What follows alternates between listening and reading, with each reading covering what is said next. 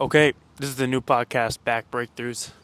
One topic a day, 5 minutes or less. It is in fact raining right now on my camera, so we're going to make this swift. Today's episode is going to be how to grow the low back muscles.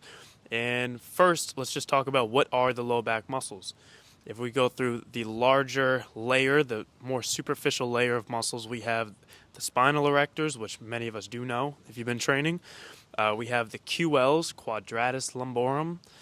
Just a disclaimer, I'm not going to go super deep into the nerd chit-chat about it, but I will try to break it down, everything to practical basics that you can understand. So we have the spinal erectors, the QLs, and I would consider the psoas, even though that's a hip flexor, it connects the thigh straight directly to the spine itself. So I would consider it a spinal muscle.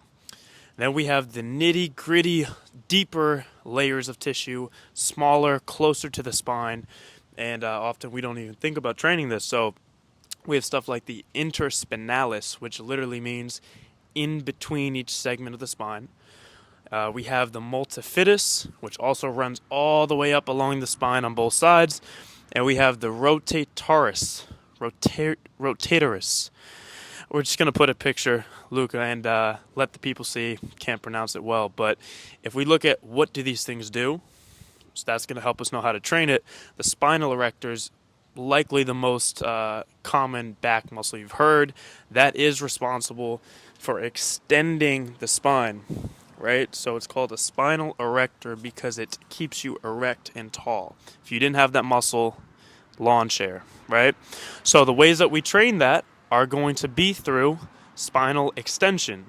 The reason I train things like the back extension, like even the Jefferson curl, is it's not the extension position that we need per se. We can go into a flexed position rounding, and it's the extension strength out of that position.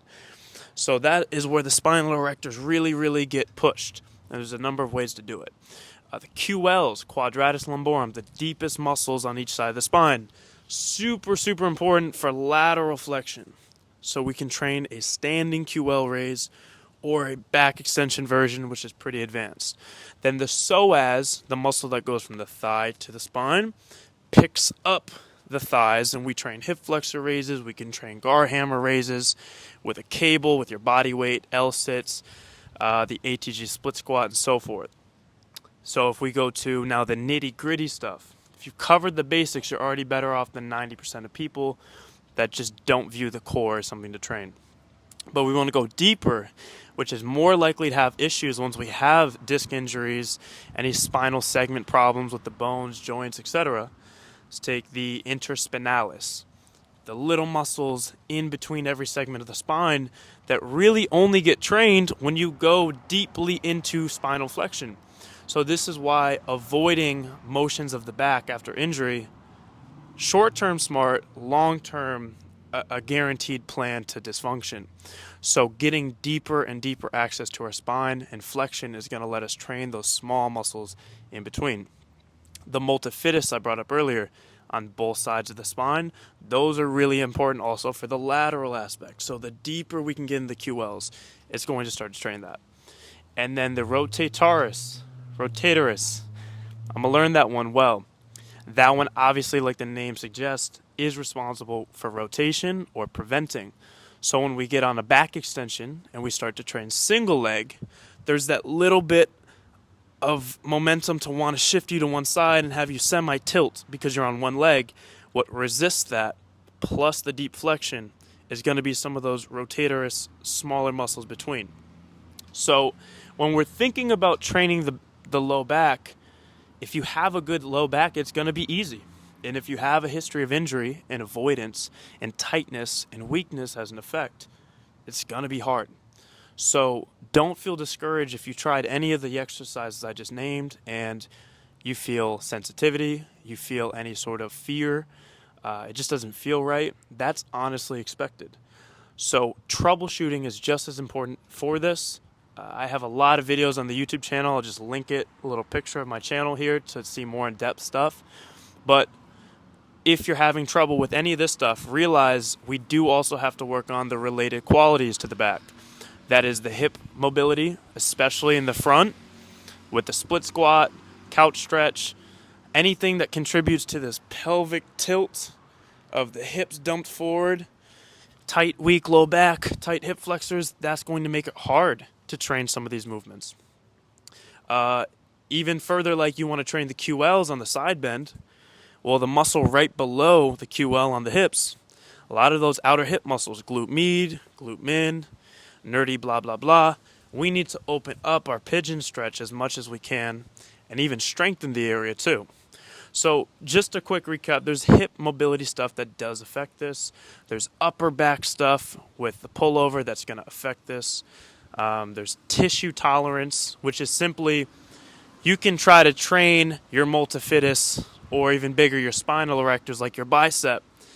But if it's been years of not training your back, you're going to have a sensitive joint just like a sensitive elbow, and you can't train the bicep yet. So you might need to start slower than your strength level and very steadily make yourself less sensitive. And so one thing I've written on this whiteboard, I'm already over my 5 minutes, but is of course you can. And I think that's probably the most consistent response I give people when they ask, hey, with my diagnosis, hey, with my age, with my history, with XYZ special cases, can I actually get back to training these things? And my answer is always, of course you can. Because the body is either growing or decaying. The idea that you're going to preserve your back is a fallacy. As time goes on, if you're not actively working to heal these things, it is getting worse. Even further, if you think you're too out of it to use your back, you're not realizing you're already using your back every day, just not intentionally. If you are alive, you have a low back, and it is working. So we can't even pretend there's this idea of preserving, saving your back. We need to invest in our back. And it may start slow. It may be embarrassingly weak. It might require a 2-year plan. But of course you can build. Knowledge is the gateway to application, and you're going to be your own solution. So I'm going to just keep rapid firing these episodes and get better at making them short and sweet. I caught a nice drizzle out in the Florida rain, and I will make sure to have a little more sun next time so you can not look at my pasty self. So that's all we got today. See you tomorrow.